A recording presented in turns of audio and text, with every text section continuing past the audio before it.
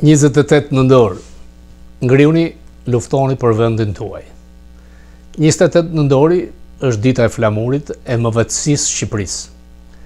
Etrit themelues kanë qenë Hasan Prishtina, Ismail Kemal, Esat Pash Toptani, Myfit Bej Vlora dhe Syria Bej Vlora. Janë takuar në lagjen Taksim në Stamboll dhe kanë vendosur për kryengritjen. Ismail Kemal ka premtuar rreth 500.000 monedha, duke i marrë nga diaspora në Flori, për të blerë pushk. Nuk e realizoi.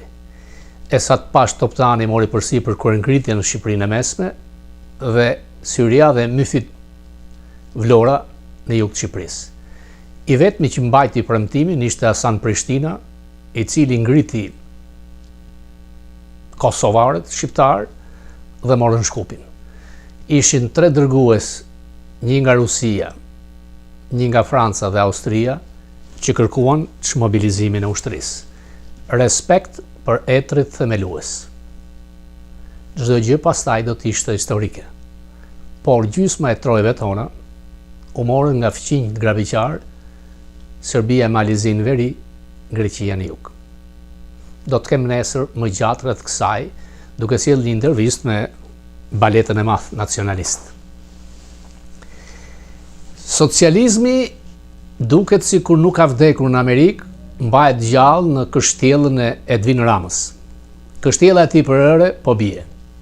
Mata Hari, e cila përfaqëson interesat e Athinës dhe të Moskës, Lubia do të marrë me vete vazhduesin e Enver Hoxhës.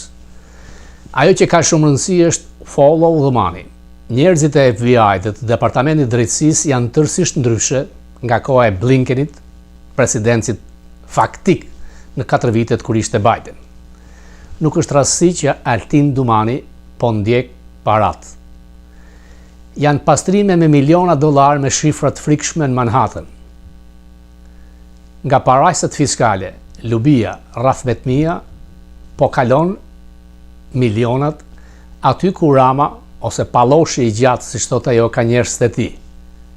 Don Bongino di çdo gjë. Fillimisht do të flas diçka për socializmin vrasës të Hoxhës dhe rabinit, më thonë se akusar Rama. Dje në Amerikë ne kishim Thanksgiving, falenderimet. Pra, unë sot them që le të falenderojmë që ky kom nuk ka jetuar në socializëm si kam jetuar unë, gjysmën e jetës, nga paraardhësit e kusarit Rama. Zoran Mamdani është zgjedhur kryetar i Bashkisë New Yorkut.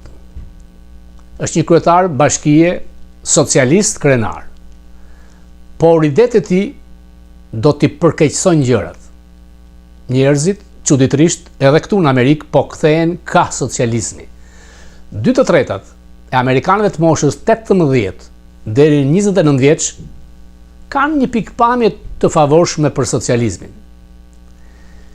Sa po është zgjedhur Mamdani dhe them se idetë e tij do t'i përkeqësojnë gjërat.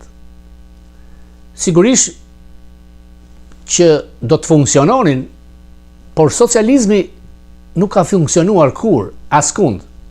Edhe pse etrit kriminal të Ramës, hajdut kusar maksimal, janë munduar ta bëjnë funksional. Megjithatë, edhe në Seattle, sapo u zgjodh një kryetar bashkie socialist. Le të japim socializmin një shans, shkruante një student në The Student Life, një gazetë kolegji. Amerikanët duhet ta dinë se ne tashmë i dham socializmit një shans. Arsyeja e vetme që ne festuam dje Thanksgiving, falenderimet me shumë ushqim, është sepse pelegrinët, ata që erdhën për herë të parë në këtë tokë të madhe, mësuan në mënyrë të vështirë se socializmi nuk funksionon. Kur erdhën në Amerikë, ata së pari provuan që ta ndanin tokën. Guvernatori William Bradford dekretoi që çdo familje të merrte një pjesë të barabartë ushqimi, pavarësisht se sa punonin. rezultatet ishin katastrofike. Pak pelegrin punuan shumë, duke pretenduar se janë të dobët, janë të paaft, janë topall, si Rama që çalon, vuan nga probleme mendore si Rama gjithashtu. Kështu shkruan dhe Bradford, shumë u vodh. I njëjti plan në Jamestown çoi në uri, në vdekjen e gjysmës popullsisë së ardhur, madje edhe kanibalizëm.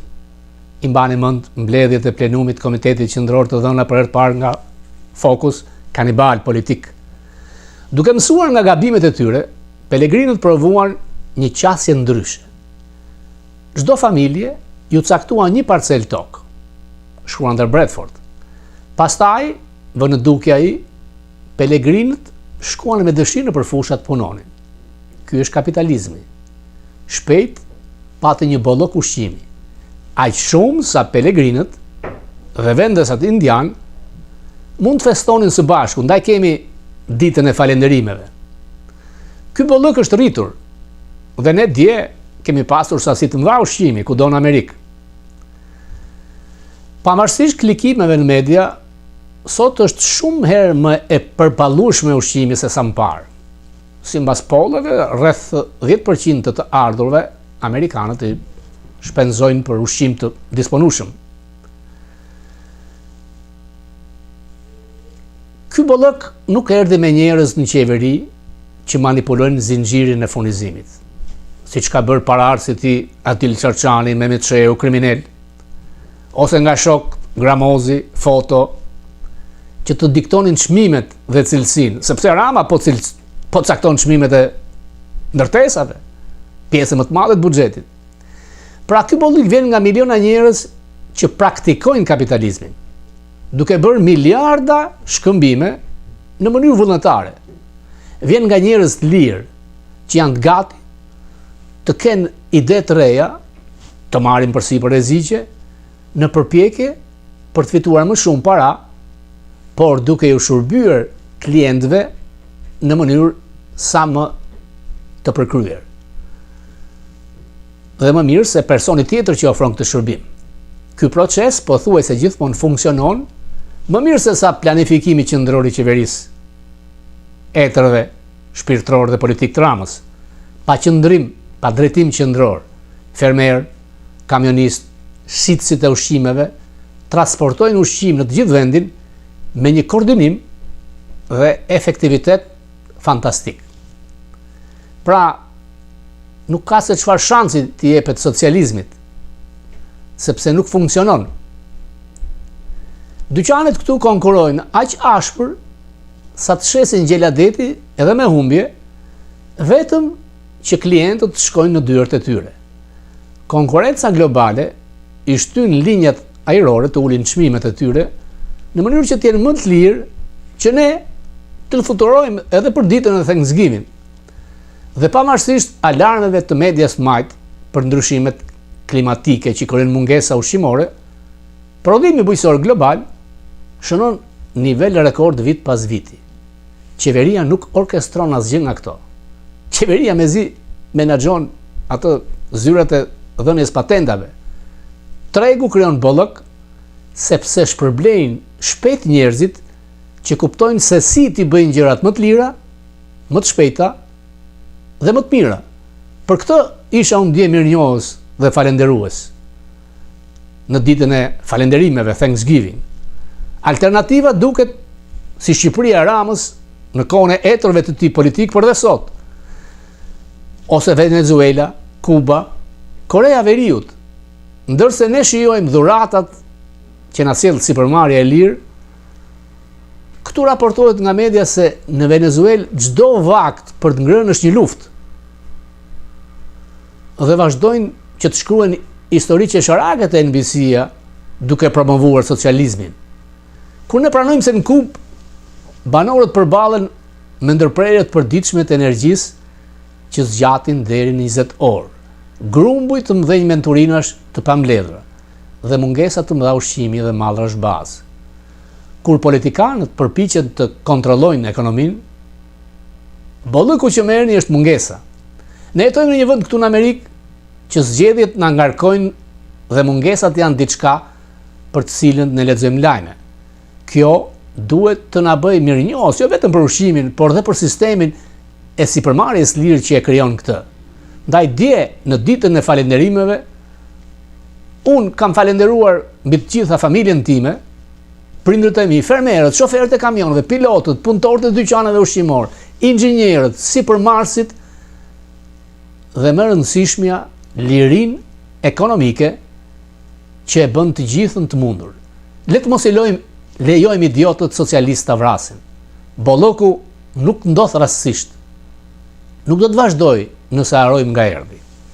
E ndërsa Rama hiqet se ka krijuar një sistem kapitalist, jo, janë oligarkët, është byroja e re politike, është ajo lubia, mataharje ndyrë mediokre me fjalor vulgar rrugaqëror që vjedh.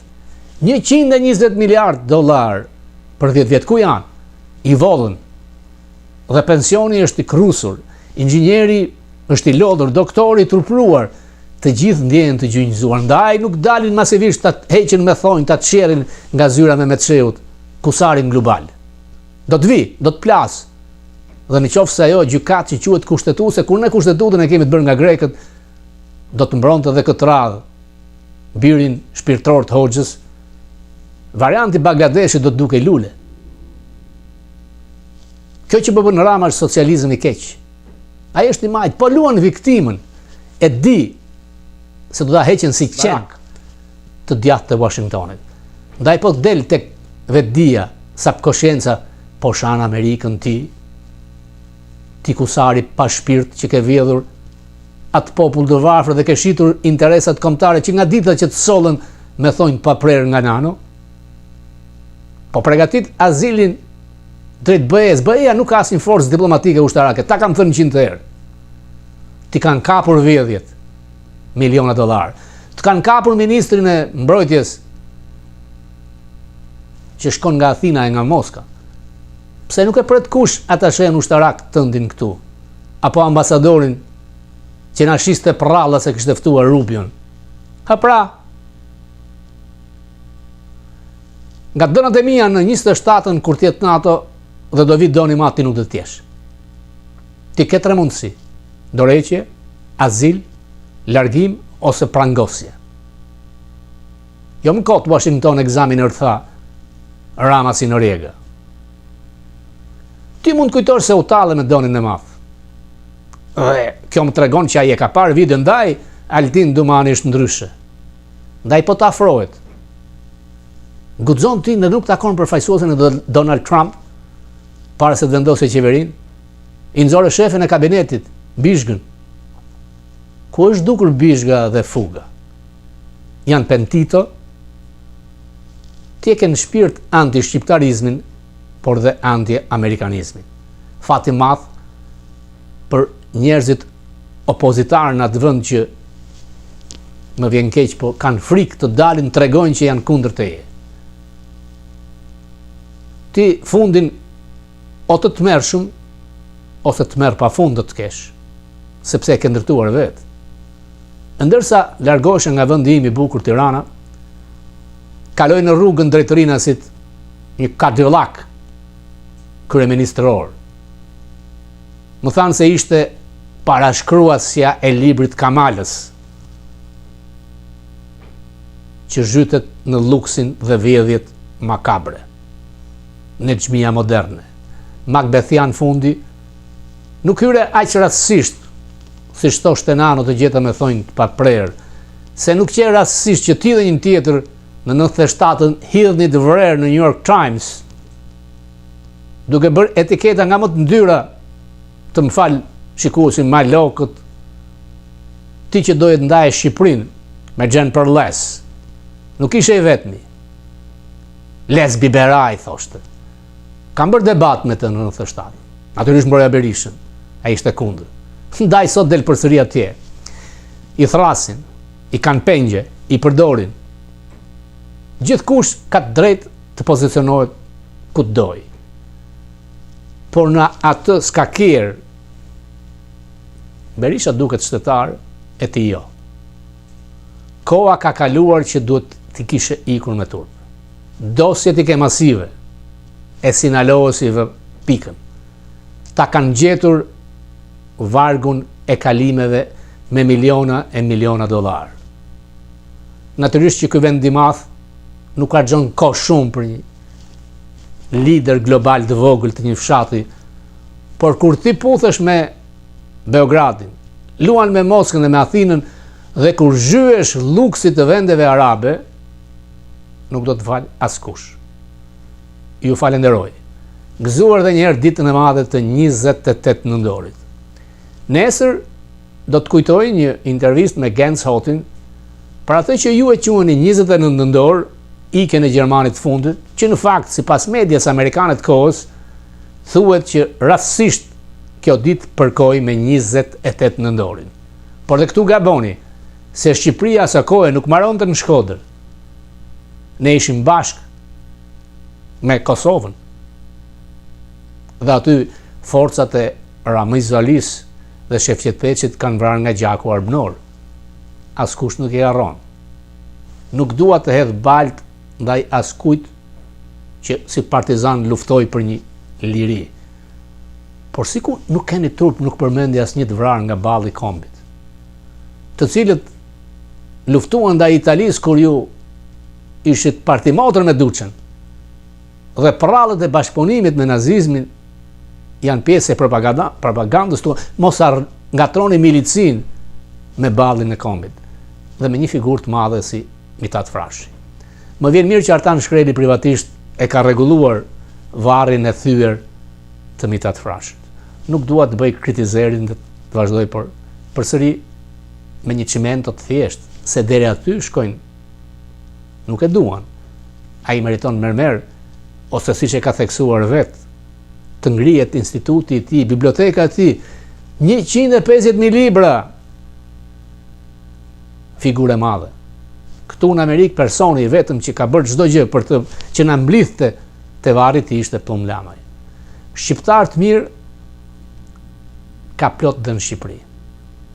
2 të paktën i takova në Tiranë, 2 doktor, Milaim Nela dhe Esad Bardoshi, fisnik, demokrat të lëvizjet jetorit, dhe mua më bëjnë krenar që i kam miq. Ju falenderoj.